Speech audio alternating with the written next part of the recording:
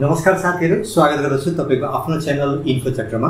म किरण घिमिरे। आजको यस भिडियोमा हामी सिप इन्भेस्टमेन्टको बारेमा जान्ने प्रयास गर्नेछौँ। सिप इन्भेस्टमेन्ट भनेको के हो, सिप इन्भेस्टमेन्टले कसरी काम गर्छ, त्यसपछि सिप इन्भेस्टमेन्टको माध्यमबाट रुपी कस्ट एभरेजिङ र पावर अफ कम्पाउन्डिङको फाइदा कसरी लिन सकिन्छ, सिप इन्भेस्टमेन्टको विशेषताहरू के रहेका छन् र अन्तिममा फाइनली हामी कुरा गर्नेछौँ सिप इन्भेस्टमेन्टमा हामीले किन लगानी गर्नुपर्छ। एकदम महत्त्वपूर्ण भिडियो रहेको छ, धेरै कुराहरू चाहिँ सिक्न पाउनुहुनेछ। त्यसकारणले गर्दा भिडियोलाई सुरु गर्नुभन्दा पहिला भिडियोलाई एउटा लाइक अवश्य गरिदिनु होला। यदि च्यानललाई सब्स्क्राइब गर्नुभएको छैन भने च्यानललाई सब्स्क्राइब पनि अवश्य गरिदिनु होला। र त साथीहरु, डिस्कसनलाई अलिकति अगाडि बढाउँ र जानौँ सिप इन्भेस्टमेन्टको सम्पूर्ण जानकारी। सिप इन्भेस्टमेन्ट भनेको के हो त? सिप अर्थात् यसको फुल फर्म भन्नुपर्दा सिस्टमेटिक इन्भेस्टमेन्ट प्लान हो। यसलाई तपाईले एउटा माध्यम मान्न सक्नुहुन्छ जसको सहयोगले तपाईले कुनै पनि म्युचुअल फन्ड स्किमहरुमा लगानी गर्न सक्नुहुन्छ, ओपन इन्डियन म्युचुअल फन्डहरुमा। र सिप इन्भेस्टमेन्टको माध्यमबाट तपाईले एकदम सजिलै फ्लेक्सिबल तरिकाले, स्मार्ट तरिकाले लगानी गर्न सक्नुहुन्छ। र आजभोलिको समयमा सिप इन्भेस्टमेन्टको पपुलारिटी एकदम बढिरहेको छ, लोकप्रियता बढिरहेको छ। र अलिकति डेप्थमा जाउँ र जानौँ सिप इन्भेस्टमेन्टको मतलब के हो र जान्ने कोसिस गरौँ। सिप एउटा माध्यम हो जसको सहयोगले तपाईले लगानी गर्न सक्नुहुन्छ कुनै पनि म्युचुअल फन्डमा, जहाँ तपाईले एउटा अप्सन रहेको हुन्छ। तपाईले निश्चित रकम नियमित रूपमा लगानी गर्नुपर्छ। त्यो रकम तपाईको 500 रुपैयाँ हुन सक्छ, 1000 रुपैयाँ हुन सक्छ, 10,000 हुन सक्छ अथवा 1 लाख हुन सक्छ। र जुन त्यो रुपैयाँ छ तपाईले विकली, मन्थली अथवा क्वार्टरली गर्नुहुन्छ अथवा इयरली बेसिसमा रेगुलर लगानी गर्न सक्नुहुनेछ। र तपाईले कति लगानी गर्ने र कुन समयमा लगानी गर्ने भन्ने कुरा चाहिँ पहिला नै आकलन गरिसकेको हुन्छ। त्यसकारणले गर्दा हामीले सिपलाई चाहिँ प्लान्ड एप्रोचको रूपमा चाहिँ लिन सक्छौँ। र तपाईलाई सिप इन्भेस्टमेन्टमा लगानी गरिसकेपछि तपाईको जुन नियमित रूपमा बचत गर्ने बानी हुन्छ त्यो तपाईले डेभलप गर्न सक्नुहुन्छ। र तपाईले स्मार्ट तरिकाले लगानी गरेर तपाईले फ्युचरको लागि चाहिँ वेल्थ बिल्डअप गर्न सक्नुहुनेछ। अब हामी जान्ने प्रयास गरौँ सिप इन्भेस्टमेन्टले कसरी काम गर्छ। सबैभन्दा पहिला तपाईले एउटा कुरा डिसाइड गर्नुपर्छ कि तपाईले सिपमा कति पैसा चाहिँ लगानी गर्दै हुनुहुन्छ। मानौ तपाईले 10,000 रुपैयाँ लगानी गर्दै हुनुहुन्छ र त्यसपछि अर्को कुरा तपाईले के डिसाइड गर्नु पर्यो भन्दाखेरि कुन समयमा तपाईले लगानी गर्ने भन्न खोजेको। तपाईले हप्तामा गर्नुहुन्छ अथवा महिनामा गर्नुहुन्छ, क्वार्टरली गर्नुहुन्छ अथवा तपाईले वार्षिक रूपमा लगानी गर्ने, त्यस कुरामा चाहिँ तपाईले सबैभन्दा पहिला डिसाइड गर्नुपर्छ। एज्युम गरौँ तपाईले मानौ तपाईले महिनामा चाहिँ लगानी गर्ने सोच बनाउनु भयो। सबै कुराहरू डिसाइड गरिसकेपछि र तपाईले म्युचुअल फन्ड पनि तपाईले चुज गरिसकेपछि तपाईले जुन लगानी गर्नुभएको छ म्युचुअल फन्डमा त्यो पैसालाई म्युचुअल फन्ड कम्पनीले कुनै पनि अर्को स्टकमा लगानी गरेर तपाईलाई जुन लगानी गर्नुभएको छ म्युचुअल फन्डमा त्यस बापत म्युचुअल फन्डको केही सेयर चाहिँ तपाईलाई साइन गरिदिन्छ। म्युचुअल फन्डले जुन पैसा तपाईले लगानी गर्नुभएको छ त्यसलाई कुनै अर्को स्टकहरुमा लगानी गरिदिन्छ। लगानी गरिसकेपछि जुन मार्केटमा प्राइस चलिरहेको छ त्यसको आधारमा चाहिँ प्राइस चाहिँ फरक हुन सक्छ, किन भन्दा मार्केटको प्राइस चाहिँ घटबढ भइरहेको हुन्छ। र त्यस्तो अवस्थामा जो चाहिँ लगानीकर्ता छ त्यो लगानीकर्ताले रुपी कस्ट एभरेजिङको फाइदा लिन सक्छ। र जब तपाई सिप इन्भेस्टमेन्टमा लगानी गर्नुहुन्छ, सिप इन्भेस्टमेन्टको माध्यमबाट लगानी गर्नुहुन्छ, तपाईले पावर अफ कम्पाउन्डिङको एडभान्टेज पनि लिन सक्नुहुन्छ। धेरै साथीहरूले चाहिँ सोच्नु भएको छ होला यो रुपी कस्ट एभरेजिङ र पावर अफ कम्पाउन्डिङ भनेको के हो त। अब हामी कुरा गरौँ रुपी कस्ट एभरेजिङ। मानौ तपाईले 10,000 रुपैयाँ सिपमा लगानी गर्नुभएको छ र त्यो पैसा तपाईले म्युचुअल फन्डमा लगानी नगरेर कुनै एउटा स्टकमा लगानी गर्न योजना बनाउनु भएको छ। मानौ अहिले चाहिँ त्यो स्टकको प्राइस 1000 रुपैयाँ रहेको छ भने तपाईले यस महिना सिपबाट लगानी गर्दै हुनुहुन्छ भने त्यो 10,000 को तपाईले जम्मा 10 वटा सेयर चाहिँ प्राप्त गर्नुहुन्छ। र त्यसपछि तपाईले अर्को महिनामा सिप इन्भेस्टमेन्ट गर्न जाँदाखेरि 2000 रुपैयाँ त्यो सेयरको भ्यालु भइसकेको हुन्छ र सिप इन्भेस्टमेन्ट गरिसकेपछि तपाईको हातमा जम्मा 5 वटा सेयर पर्छ। अब अर्को महिना फेरि तपाईले सिपमा लगानी गर्नुहुन्छ, सिपको माध्यमबाट लगानी गर्नुहुन्छ भने त्यो स्टकको प्राइस 2000 बाट घटेर 500 रुपैयाँमा तल झर्छ र तपाईको हातमा पर्छ 20 किता सेयर। र यहाँ तपाईले एउटा कमन प्याटर्न चाहिँ नोटिस गर्नुभएको छ भने तपाईले गर्ने जुन हरेक महिनाको इन्भेस्टमेन्ट छ त्यो फिक्स हुन्छ। फिक्स रहेको हुँदा जब मार्केट घट्छ तपाईको अटोमेटिकली तपाईले पाउनुपर्ने शेयरको भ्यालु चाहिँ बढ्छ र जब मार्केट बढेको हुन्छ त्यस्तो अवस्थामा अटोमेटिकली तपाईले कम शेयर पाउनुहुनेछ। त्यसकारणले गर्दा यसमा एडभान्टेज कसरी हुन्छ भन्दाखेरि मार्केट घट्यो अथवा बढ्यो तपाईको जुन खरिद गर्ने कस्ट छ त्यसको मूल्यमा चाहिँ अटोमेटिकली ब्यालेन्स हुँदै जान्छ र जो लगानीकर्ताले सिप इन्भेस्टमेन्टको माध्यमबाट लगानी गरेको छ उसले रुपी कस्ट एभरेजिङको फाइदा लिन सक्छ। र साथीहरू अब कुरा गरौँ पावर अफ कम्पाउन्डिङको। म त्यसको लागि चाहिँ मैले एउटा इन्ट्रेस्टिङ चाहिँ स्टोरी तपाईलाई सुनाउँछु। एउटा व्यक्ति थियो जसको नाम थियो सुरेश, र सुरेशले 25 वर्षको उमेरदेखि नै जब चाहिँ स्टार्ट गर्यो र अहिले उसको उमेर 35 वर्ष भएको छ।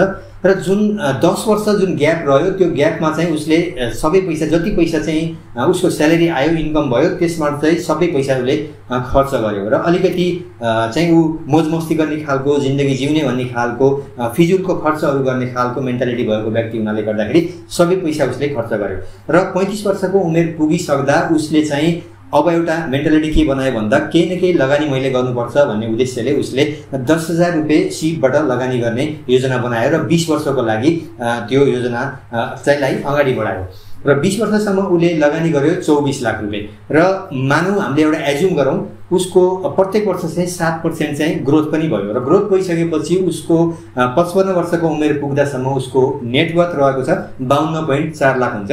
त्यस्तै गरेर अर्को व्यक्ति थियो जसको नाम थियो रमेश र रमेशले पनि 25 वर्षकै उमेरमा जब स्टार्ट गर्यो र अहिले उसको उमेर 35 वर्ष भएको छ। तर रमेश सुरेशको तुलनामा अलिकति कन्जर्भेटिभ सोच भएको व्यक्ति जसले चाहिँ फिजुलको खर्च गर्न हुने भन्ने मेन्टालिटी रहेको हुनाले गर्दाखेरि उसले 25 वर्षकै उमेरमा लगानी गर्न सुरु गर्यो र 25 वर्षको उमेरमा लगानी गर्न सुरु गरिसकेपछि उसले पनि 20 वर्षको टाइम पिरियडमा 10,000 रुपियाँ सिपमा लगानी गर्यो र लगानी गरिसकेपछि उसको टोटल इन्भेस्टमेन्ट चाहिँ 36 लाख रुपियाँ भयो र 7% ग्रोथ रेटका अनुसार प्रत्येक वर्ष एज्युम गरौँ 7% ग्रोथ रेट पनि भयो। ग्रोथ रेट भइसकेपछि उसको चाहिँ टोटल नेटवर्थ चाहिँ अहिले 55 वर्ष उमेर पुगिसक्दा उसको नेटवर्थ चाहिँ 1.22 करोड चाहिँ पुगेको छ। यहाँ तपाईले हेर्न सक्नुहुन्छ रमेशले 10 वर्ष अगाडि चाहिँ लगानी गर्यो सिपमा र रमेशको नेटवर्थ चाहिँ सुरेशको तुलनामा चाहिँ डबल भयो। त्यसकारण अल्बर्ट आइन्स्टाइनले पनि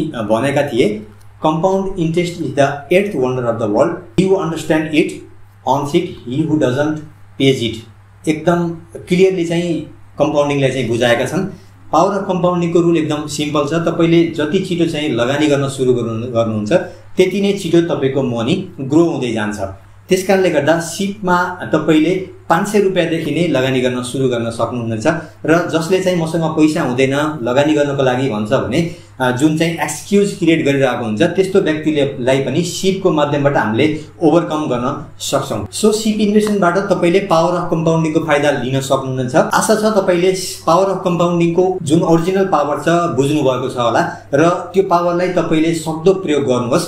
डिस्कसनलाई अलिकति अगाडि बढाउँ र जानौँ सिप इन्भेस्टमेन्टको विशेषताहरू के रहेका छन् त। सबैभन्दा पहिलो विशेषताको कुरा गर्दा सिप इन्भेस्टमेन्ट चाहिँ ओपन इन्डेड म्युचुअल फन्डहरुमा मात्र हुन्छ र भन्न खोजेको तपाईले जति पैसा चाहिँ सिपमा लगानी गरिसक्नु भएको छ र तपाईलाई बीचमा हैन मैले अब सिप गर्दिन भन्नुहुन्छ भने त्यसलाई रोकेर तपाईको जति सिपमा लगानी गरिसक्नु भएको छ त्यो पैसा तपाईले लगानी गरेको पैसा निकाल्न सक्नुहुनेछ। र अर्को विशेषता रहेको छ नो फिक्स्ड टेन्योर अथवा जुन कमिटमेन्ट चाहिँ यति वर्षको लागि मैले तिर्नुपर्छ भन्ने जुन कमिटमेन्ट चाहिँ हाम्रो जुन यो सिप इन्भेस्टमेन्टमा चाहिँ हुँदैन। तपाईले निश्चित समयको लागि तपाईले सक्दो चाहिँ जब तपाईले सक्नुहुन्छ तबसम्म सिपमा लगानी गर्न सक्नुहुन्छ, जब सक्नुहुन्न तपाईले यसलाई क्यान्सल गर्न सक्नुहुनेछ। र त्यस्तै गरेर अर्को विशेषताको कुरा गर्दाखेरि तपाईले जुन सिप चाहिँ चुज गर्नुभएको छ त्यसलाई तपाईले ओभरराइड पनि गर्न सक्नुहुन्छ। अर्थात् तपाईको यदि 5 वर्ष तपाईले सेलेक्ट गरेर चाहिँ सिपमा लगानी गर्न सुरु गर्नुभयो र 5 वर्षसम्म तपाईले सिपमा लगानी गर्न सक्नु भएन, बीचमै तपाईले रोक्ने यदि सोच बनाउनु भयो भने तपाईले त्यसलाई रोक्न पनि सक्नुहुन्छ। र तपाईको यदि 5 वर्षको जुन म्याच्युरिटी पिरियड तपाईले लिएर सिपमा लगानी गर्नुभएको छ यदि 5 वर्षसम्म कम्प्लिट भयो र त्यसपछि पनि तपाईले लगानी गर्न चाहनुहुन्छ भने तपाईले जुन म्युचुअल फन्ड कम्पनी छ त्यसमा चाहिँ तपाईले कन्ट्याक्ट गरेर अथवा जानकारी गराएर चाहिँ तपाईले त्यसलाई चाहिँ ओभरराइड गर्न सक्नुहुनेछ। र सिपको अर्को पनि के विशेषता छ भन्दाखेरि पर्पेचुअल चाहिँ सिप चाहिँ तपाईले चुज गर्न सक्नुहुन्छ। तपाईको कुनै पनि टाइम फ्रेम हुँदैन, कुनै पनि टाइम समय अवधि चाहिँ तपाईले राख्नु पर्दैन, अनलिमिटेड चाहिँ यसमा रहेको हुन्छ। र अर्को विशेषता एकदम राम्रो सबैभन्दा महत्त्वपूर्ण विशेषता के छ भन्दाखेरि तपाईले जति चाहिँ सिपमा लगानी गर्नुभयो जुन म्याच्युरिटी पिरियडसम्म तपाईले सिलेक्ट गर्नुभएको थियो चाहिँ सिपमा लगानी गर्ने भन्ने योजना चाहिँ त्यस योजनालाई चाहिँ योजना कम्प्लिट भइसकेपछि म्याच्योर भइसकेपछि तपाईले जुन पैसा सिपमा लगानी गर्नुभएको छ त्यसलाई तपाईले एकचोटि निकाल्न पनि सक्नुहुन्छ अथवा तपाईले थोत्तरी गरेर पार्शियली पनि निकाल्न सक्नुहुनेछ। यो पनि एकदम महत्त्वपूर्ण विशेषता रहेको छ। र अर्को विशेषता भन्न पर्दाखेरि तपाईले सिपमा लगानी गरेको जुन रकम छ तपाईले सुरुमा बढी गर्नुभयो र पछि तपाईले घटाउन चाहेको अवस्थामा पनि तपाईले घटाएर चाहिँ प्रत्येक महिना अथवा वीकली इयरली कसरी तपाईले सेट गर्नुभएको छ त्यही अनुसार तपाईले चाहिँ पेमेन्ट गर्न सक्नुहुन्छ। तपाईले पहिला 10,000 रुपैयाँ तिर्दै जानुहुन्थ्यो महिनाको भने तपाईले फेरि अब सक्नु भएन भने तपाईले 5,000 पनि तिर्दै सिपमा लगानी गर्न सक्नुहुन्छ। यी सबै फ्लेक्सिबिलिटीले गर्दाखेरि चाहिँ सिप इन्भेस्टमेन्ट चाहिँ अलिकति जो लगानीकर्ता स्यालेरी अथवा जब ओरिएन्टेड जुन इम्प्लोइहरू छ अथवा जुन जब प्रोफेसनमा चाहिँ आबद्ध भएका व्यक्तिहरू छन् ती व्यक्तिहरूलाई चाहिँ सिपमा चाहिँ यदि आबद्ध हुन्छ भने लगानी गर्छ भने सिपको माध्यमबाट उसले चाहिँ धेरै फाइदा चाहिँ लिन सक्छ। र फाइनली हामी कुरा गरौँ सिपमा हामीले किन लगानी गर्नुपर्छ त। जुन मार्केट अहिलेको अवस्थामा एकदम भोलेटाइल छ, कुनै पनि स्टकको प्राइस अथवा कुनै पनि भ्यालु चाहिँ घटिरहेको छ, बढिरहेको छ, मूल्य बढिरहेको छ, त्यस्तो अवस्थामा यदि तपाईले सिपको माध्यमबाट लगानी गर्नुहुन्छ भने ती सबै कुराहरू चाहिँ सिपले अटोमेटिकली चाहिँ म्यानेज गरिदिन्छ। र अर्को कुरा के छ भन्दाखेरि मैले यसभन्दा पहिला पनि जुन कम्पाउन्डिङको तपाईलाई चाहिँ स्टोरी सुनाएँ त्यसमा पनि तपाईले जुन कम्पाउन्डिङको बेनिफिटहरू लिनुभएको थियो, बेनिफिट भनेको थिए ती बेनिफिटहरू पनि तपाईले लिन सक्नुहुन्छ र तपाईको पैसा पनि डबल गराउन सक्नुहुनेछ। र त्यस्तै गरेर सिपको माध्यमबाट तपाईले आफ्नो फाइनान्शियल डिसिजनहरूलाई एउटा अनुशासित तरिकाले लगानी गर्न सक्नुहुनेछ। यो पनि एउटा महत्त्वपूर्ण कुरा हुन सक्छ हामीले सिपमा लगानी गर्नको लागि। त्यस्तै गरेर तपाईलाई सिप स्टार्ट गर्नको लागि सुरु गर्नको लागि कुनै पनि चार्जेस तिर्नु पर्दैन, कुनै पनि पेमेन्ट गर्नु पर्दैन, तपाईले सिधै सिपमा लगानी गर्न सक्नुहुनेछ। त्यस्तै गरेर सिपको जुन कम्पाउन्डिङको जुन बेनिफिटहरू छ त्यो तपाईले चाहिँ प्राप्त गर्न सक्नुहुनेछ। त्यस्तै गरेर सिपमा तपाईले स्टार्टिङमा 500 रुपैयाँदेखि नै लगानी गर्न सुरु गर्न सक्नुहुन्छ। अझ भन्नुपर्दाखेरि मानिसहरूले कस्तो पनि गर्छन् भन्दा व्यक्तिहरूले कस्तो गर्छन् भन्दाखेरि स्टार्टिङमा उनीहरूले 500 देखि 1000 देखि सुरु गरे भने पछि गएर उनीहरूको यदि स्यालेरी बढ्यो, इन्कम बढ्यो भने त्यस्तो रेन्जमा बढ्छ भने त्यस्तो अवस्थामा उनीहरूले त्यो 500 देखि 1000 को रेन्जलाई बढाएर चाहिँ अलिकति बढी तरिकाले 2000, 3000, 5000 त्यसरी पनि लगानी गर्ने गर्दछन् सिपमा। त्यसकारणले गर्दाखेरि जुन सेभिङ चाहिँ बढिरहेको हुन्छ, जुन सेभिङ चाहिँ रहेको हुन्छ त्यो सेभिङ चाहिँ म्युचुअल फन्ड स्किमहरुमा लगानी भइसकेपछि जुन म्युचुअल फन्डको रिटर्नहरु छ त्यो रिटर्न पनि ग्रो भएर जान्छ। साथीहरु आशा गर्छु आजको यो इन्फर्मेसन तपाईलाई राम्रो लाग्यो होला र यस्तै खालको क्वालिटी इन्फर्मेसनहरु तपाईलाई उपलब्ध गराउनको लागि मैले एकदम मेहनत गरिरहेको हुन्छु। त्यसकारणले गर्दाखेरि यदि मलाई एप्रिसिएट गर्न चाहनुहुन्छ भने भिडियोलाई चाहिँ एउटा लाइक अवश्य गरिदिनु होला। यदि च्यानललाई सब्स्क्राइब गर्नुभएको छैन भने च्यानललाई सब्स्क्राइब गरी साइडमा रहेको बेल आइकनलाई अवश्य प्रेस गरिदिनु होला।